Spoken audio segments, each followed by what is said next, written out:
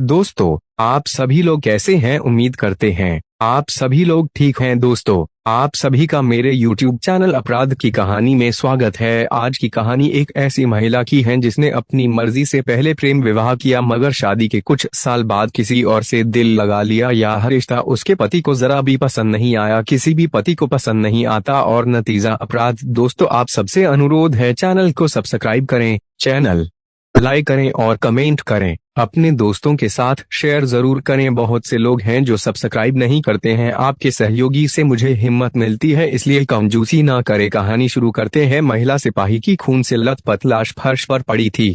किसी ने बिस्तर से चादर उठाकर लाश के ऊपर डाल दी थी। पते की बात यह थी कि उसका पति कमरे या आसपास कहीं नजर नहीं आ रहा था। बिस्तर पर महिला सिपाही की वर्दी और एक बैग पड़ा हुआ था। नीचे फर्श पर 1 मीटर के इर्द गिर्द में सिंदूर बिखरा पड़ा था। वर्दी पर लगी नेम प्लेट से मृतका का नाम शोभा कुमारी पता चला।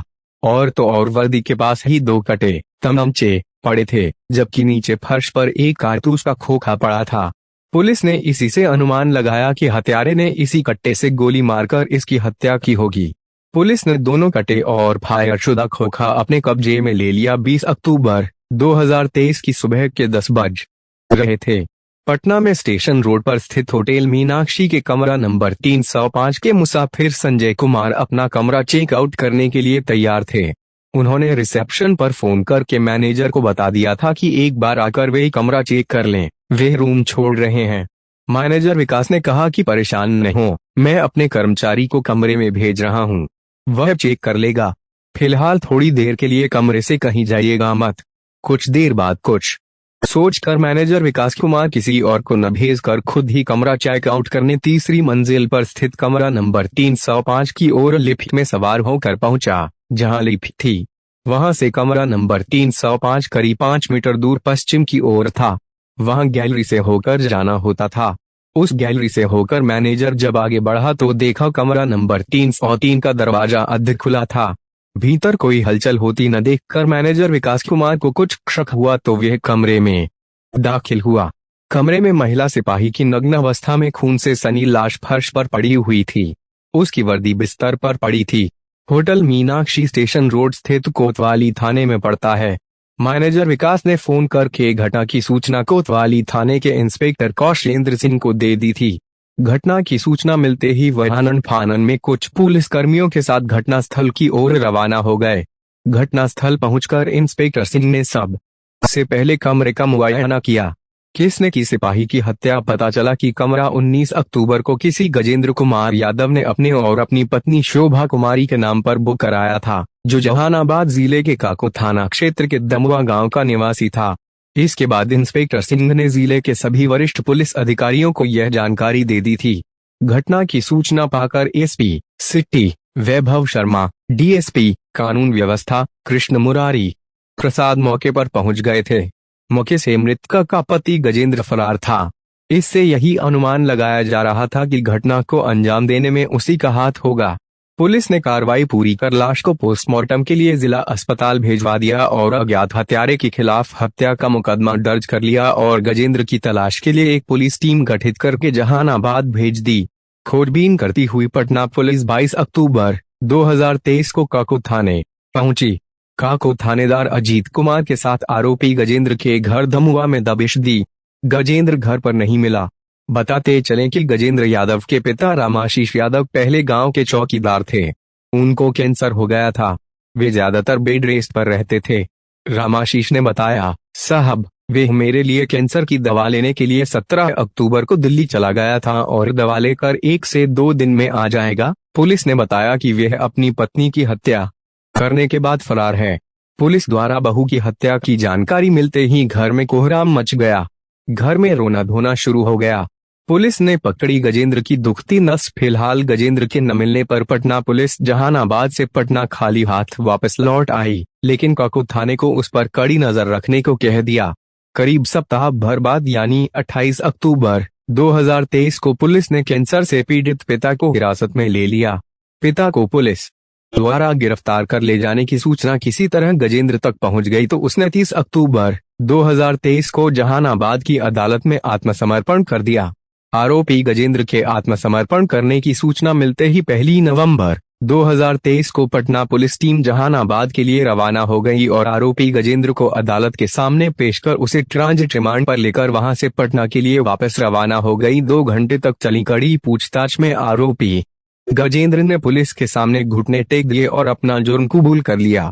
पुलिस द्वारा पूछताछ में इस हत्याकांड की जो कहानी सामने आई, उससे यही पता चलता है कि शोभा ने अपने हाथों खुद ही अपनी बदनसीबी की दर्दनाक पटकथा लिखी थी, जो इस तरह थी। इस तरह हुआ गजेंद्र को शोभा से प्यार। 30 वर्षीय गजेंद्र यादव मूल रूप से बिहार के जहानाबाद जिले के काको थाना क्षेत्र के गांव दमुआ का रहने वाला था। अपने 2 भाइयों में गजेंद्र बड़ा था। जितना पढ़ने में गजेंद्र अव्वल था, उतना ही अपने अच्छे व्यवहार से लोगों को अपनी ओर आकर्षित करने में महारथी था।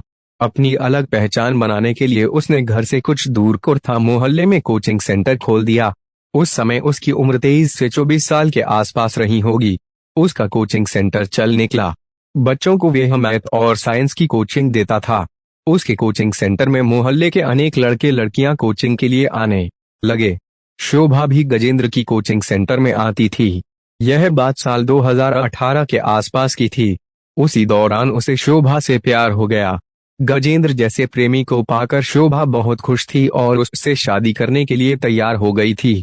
एक दिन समय देखकर गजेंद्र ने अपने पिता से अपने और शोभा के रिश्ते की जानकारी देकर शादी करने की अपनी इच्छा जाहिर की तो उन्होंने इजाजत दे दी, लेकिन उसके सामने एक शर्त यह रखी कि शादी के बाद पत्नी को लेकर यहाँ पुश्तैनी मकान में नहीं रहोगे।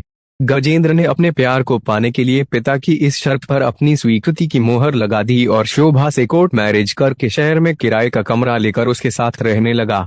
गजेंद्र का किसने और क्यों किया अपहरण? गजेंद्र के पिता रामाशीष यादव की ऐसा करने के पीछे एक बड़ी और खास वजह थी। दरअसल जब गजेंद्र 13 साल का था तो उसका अपहरण हो गया था। अपहरण एक लड़की के पिता ने किया था अपनी बेटी से शादी करने के लिए। बिहार में आज भी यह प्रचलन जारी है कि लोग अच्छे परिवार के लड़के का अपहरण कर अपनी बेटी के साथ जबरन उसकी शादी कर देते हैं। गजेंद्र की भी जबरन शादी करा दी गई थी। शादी कराने के बाद लड़की के घर वालों ने उसे उसके घर तक पहुंचा दिया था। समाज के रीति रिवाजों को मानने वाले रामाशीष ने भी इस शादी पर मोहर लगा दी थी और लड़की को बहू का दर्जा दे दिया था, जबकि गजेंद्र के दिल को इस घटना से ठेस पहुंची थी। उसे पत्नी नहीं स्वीकार किया था। इससे उसके पिता काफी नाराज रहते थे। इस बात को लेकर बाप बेटे के बीच काफी रसाक्षी भी चलती रही। बाद के दिनों में गजेंद्र और उसकी पत्नी के बीच तलाक हो गया था। तलाक के बाद दोनों अलग अलग हो गए थे। शोभा अति महत्वाकांक्षी युवती थी। गजेंद्र उसकी महत्वाकांक्षाओं को अच्छी तरह पहचानता था। इसी बीच गजेंद्र एक बेटी का पिता बना। बेटी के आने से घर में खुशहाली आ गई। उन दिनों बिहार में पुलिस की बड़ी पैमाने पर वैकेंसी निकली थी। गजेंद्र ने पत्नी शोभा को अप्लाई करा दिया। उसकी मेहनत से बिहार पुलिस में वे भर्ती हो गई। इसके लिए गजेंद्र ने अपने हिस्से की 5 बीघा जमीन भी बेच दी थी। अपना कारोबार और अपना जीवन सब कुछ दांव पर लगा दिया था। उसका सोचना था कि उसकी भी प्राइवेट जॉब है। अगर दोनों में से किसी एक की भी सरकारी नौकरी हो जाए तो जीवन सरल हो जाएगा।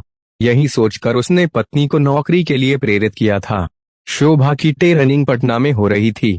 बेटी दादा दादी के पास रहती थी। उसे जब ट्रेनिंग से थोड़ा वक्त मिलता तो 1 से 2 दिन के लिए बेटी से मिलने जहानाबाद स्थित घर आ जाया करती थी या फिर गजेंद्र ही पत्नी से मिलने पटना चला जाया करता था। ट्रेनिंग के दौरान ही शोभा को वहीं पर एसएसबी की तैयारी कर रहे धीरज से प्यार हो गया।